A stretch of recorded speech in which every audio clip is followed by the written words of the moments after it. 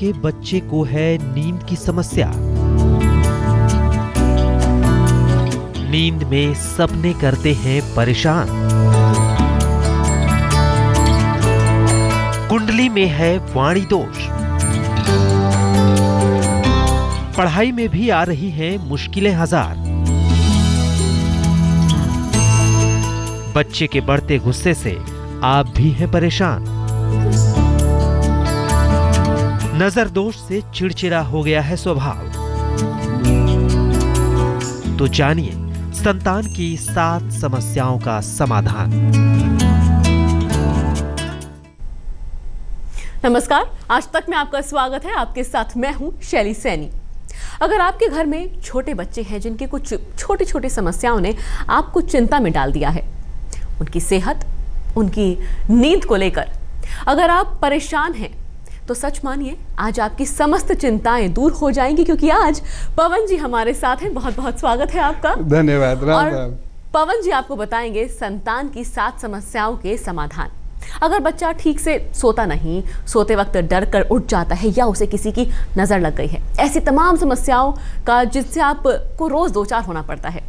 चलिए सबसे पहले पवन जी से जानते हैं कि अगर आपके बच्चे को अच्छे से नींद नहीं आती है तो फिर वो नींद में डर कर उठ जाता है। अक्सर माता पिता परेशान रहेंगे कि बच्चे की नींद पूरी नहीं हो रही, तो ऐसे में क्या किया जाए? और इसमें सबसे बड़ी समस्या ये होती है कि पेरेंट्स बहुत डर जाते हैं कि पता नहीं भूत प्रेत चिपक गए, मेरे बच्चे को क्या हो गया। लेकिन ये एक सीरियस प्रॉब्लम ना बने, उसके लिए कुछ चीजें आप तैयार कर लीजिए।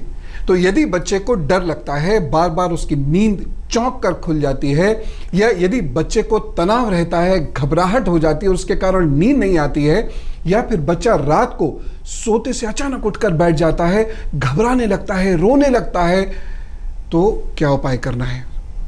बच्चे के सर के नीचे एक सफेद कपड़े में 100 ग्राम लाल रत्ती के दाने रखकर उसे तकिया बना दीजिए और उसको सर के नीचे रखकर उसको सुला दिया कीजिए। धीरे धीरे उसकी साउंड स्लीप होती चली जाएगी।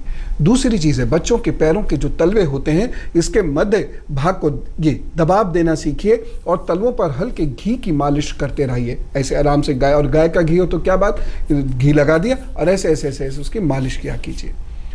एक और उपाय है, उसके सराहने 11 पत्ते रख दीजिए तुलसी जी के। यदि नहीं मिल पाते हैं तो नीम के 11 पत्ते रख दीजिए। देखिएगा बच्चे की नींद बेहतर होती चली जाएगी।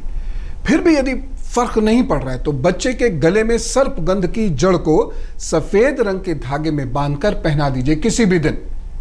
यदि बच्चा बहुत घबराता है, उसकी नींद बहुत टूटती है और डर के टूटती है, तो जब बच्चे को आप सुला रहे हो तो फिर ओम हनुमंताय नमः, ओम हनुमंताय नमः का जप करते रहिए धीरे धीरे और बच्चे को सुला दीजिए। और बच्चा जी अगर आप बड़े हैं तो आप स्वयं भी इसको कर सकते हैं, बहुत फायदा होगा। एक और उपाय है, तुलसी के पौधे की जड़ ले लीजिए, हरे रंग के वस्त्र में बांधकर बच्चे को किसी दिन पहना दीजिए। या फिर आक के पौधे की जड़ होता ना, बड़ा सा सफेद सा दूध निकलता पत्ते को तोड़ने में, तो उसकी जड़ को बच्चे के नीचे रखकर सुलाना शुरू कर दीजिए। देखिएगा बच्चे की नींद के दोष धीरे धीरे ईश्वर कृपा से दूर हो जाएंगे।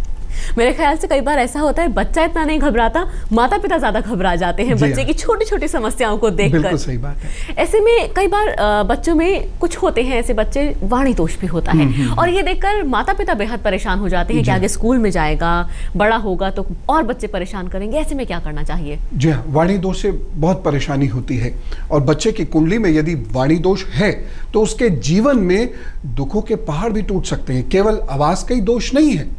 इसीलिए मैं पेरेंट्स से बार बार दरखास्त करता हूं कि स्पीच थेरेपी जरूर सीखिए। मैं उन्हें स्पीच थेरेपी के बारे में बताना भी चाहता हूं। वाणी दोष के असर से क्या क्या होता है, पहले वो साधारण सी बातें आप सुन लीजिए, तब आपको समझ में आएगा कि वाणी दोष कितना ज्यादा परेशानी करने वाला होता है।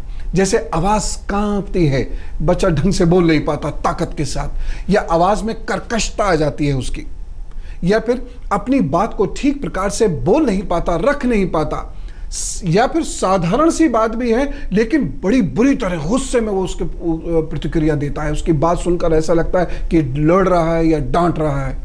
अपनी बात को कह ही नहीं पाता, मन में रखता चला जाता है, घुटन होती है। मन में बात होगी तो घुटन होगी।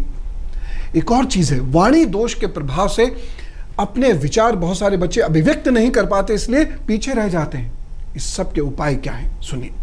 मुलैठी लीजिए, आंवला लीजिए और इसको मिश्री के साथ मिलाकर नियमित सेवन कराना शुरू कर दीजिए। देखिए कितना लाभ होगा।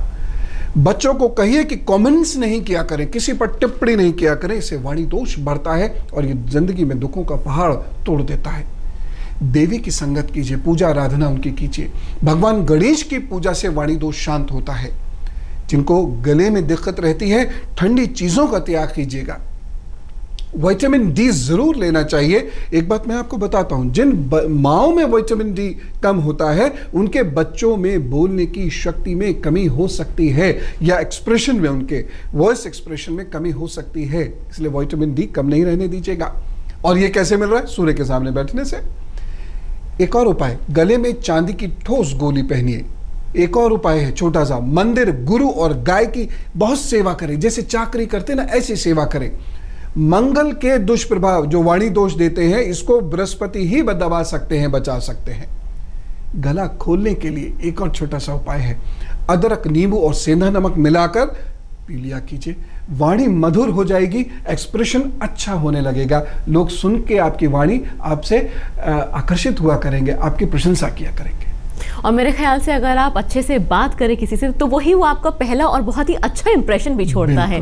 तो सही तरीके से बोलना, सहजता से बोलना बेहद जरूरी है जिंदगी में। होता है। और एक और चीज जो बच्चों के लिए बहुत जरूरी है, पढ़ाई। और अगर पढ़ाई में मन ना लगे, कोई चंचल मन का बच्चा है, एकाग्रता नहीं है उसकी, तो क्या किया जाए? हाँ, और इसके लिए घरों में बड़े झगड़े झंझट होते हैं, बड़ी टेंशन्स होती है। बच्चे और पेरेंट्स, स्टूडेंट्स, टीचर के बीच में बहुत ज्यादा संघर्ष होता है। कैसे करेंगे? देखिए, समस्या क्या है? एकाग्रता की कमी हो रही है, या बच्चे के बुद्धि बल का कमजोरी होना है, या फिर बच्चा हो सकता है बीमार है, इसकी वजह से उसका पढ़ाई में मन नहीं लग रहा है। सीधी सी चीज है, बच्चे की कुंडली में यदि बुध और बृहस्पति का कमजोरी होना है तो फिर यह दिक्कत करेगा। या फिर बच्चे का चंद्रमा कमजोर है तो उसका कंसंट्रेशन कम होगा। तो पहले इसको ठीक किया जाए, बुध, बृहस्पति और चंद्र को। कैसे? खिरनी की जड़ को सफेद रंग के धागे में सोमवार को बच्चे के गले में पहनाइए और देखिए ईश्वर का चमत्कार, अपने आप बच्चे का कंसंट्रेशन इंप्रूव होगा। एक और चीज है, शंख पुष्पी और ब्राह्मी का सेवन करवाइए बच्चे से, लेकिन चिकित्सा सलाह ले लीजिए। कुछ बच्चों को ब्राह्मी जाड़ों में सूट नहीं करती, इसलिए चिकित्सा सलाह जरूर ले लें। तीसरी चीज, उत्तर दिशा की ओर मुंह कहकर बच्चे को पढ़ाया करें, या बच्चा मुंह उधर करके पढ़े। दूसरी चीज, बच्चों से दक्षिण पूर्व दिशा में संध्या दीपक जरूर जलवाया कीजिए। देखिए उनका कंसंट्रेशन और ओज कैसे निखर के आता है। अंगूठे में एक छल्ला पहनाइए जिसमें 50% चांदी हो, 50% तांबा हो। उसको अंगूठे में पहना दी, चाहे खुला हो या बंद हो, बहुत फायदा होगा। बच्चों, मैं आपसे कहना चाहता हूं, जो पढ़ो उसे लिखो। यहां एक्यूप्रेशर होगा, अपने आप बुद्धि बल बढ़ना शुरू होगा और आप पढ़ने में अच्छे हो जाओगे। और एक मंत्र है मां सरस्वती का, ओम ह्रीम सरस्वती नमः।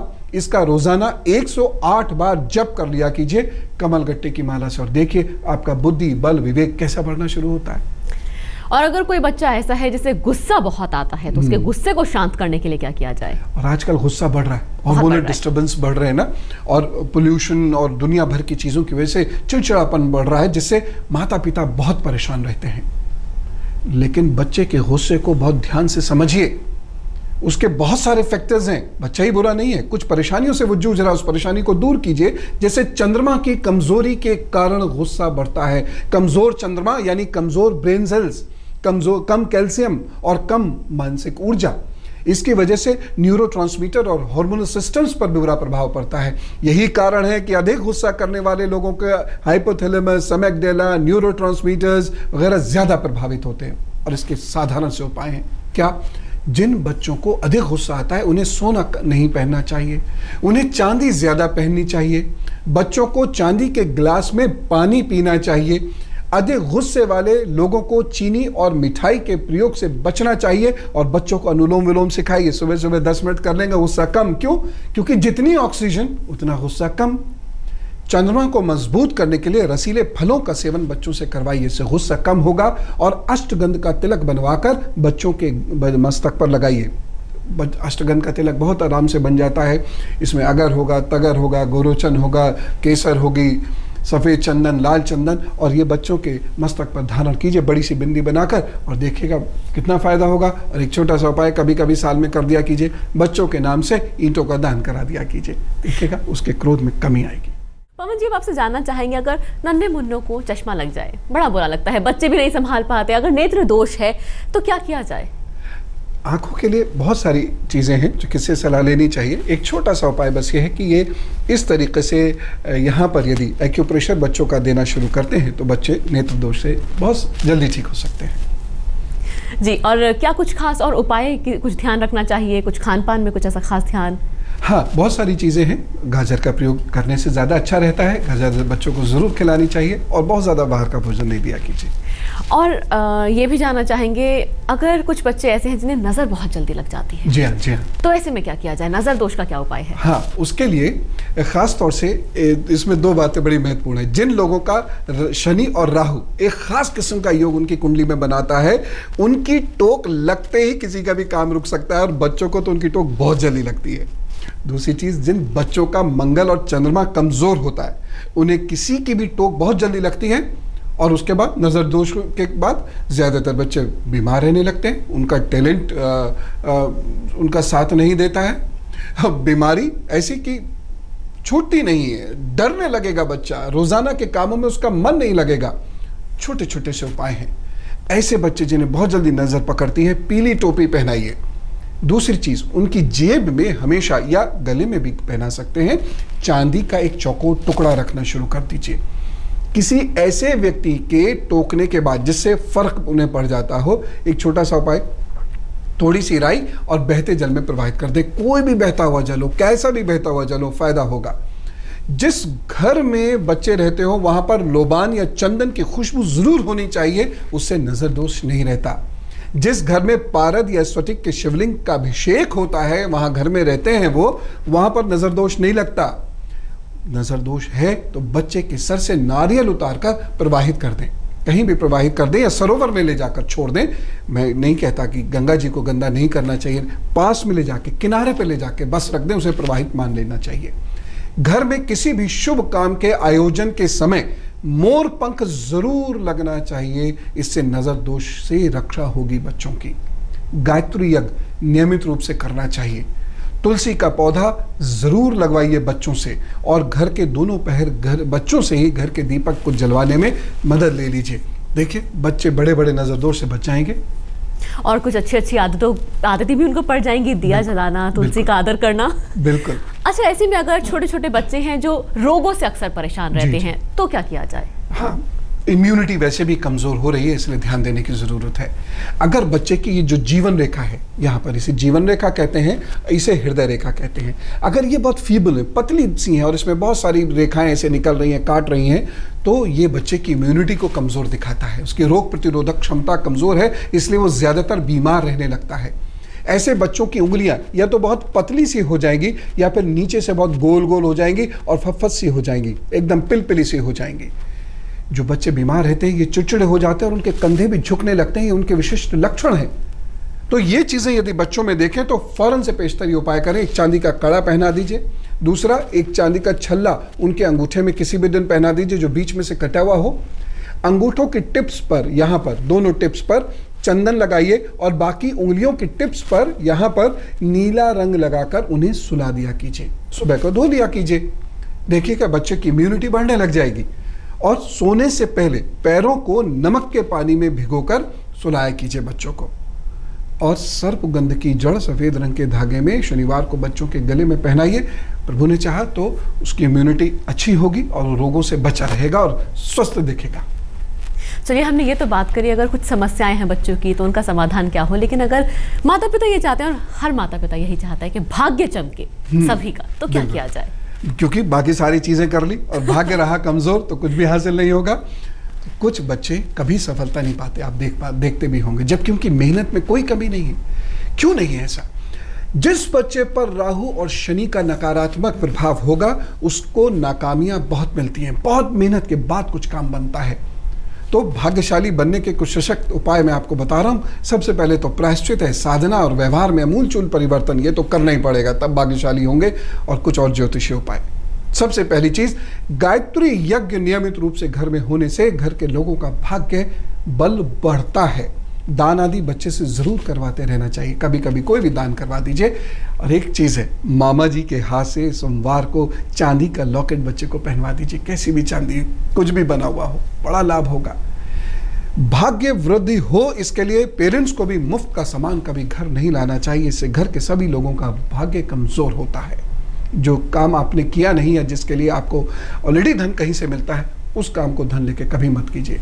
विद्वानों को घर पर बुलाइए और घर में तुलसी का पौधा जरूर लगाइए, भाग्य वृद्धि होगी। और सप्ताह में एक बार पीपल के वृक्ष को जाइए, चल दीजिए और एक मंत्र का जप कीजिए, एवं क्लीं कृष्णाय नमः। शहद चाटकर बच्चों को सुलाइए और सोते समय बच्चों के सराहने एक पानी का ग्लास भर के रखिए। ईश्वर ने चाहा तो भाग्य जरूर प्रबल होगा। चलिए, बहुत बहुत शुक्रिया। हमारे इस खास पेशकश में इतना ही, लेकिन आप देखते रहिए आज तक। धन्यवाद।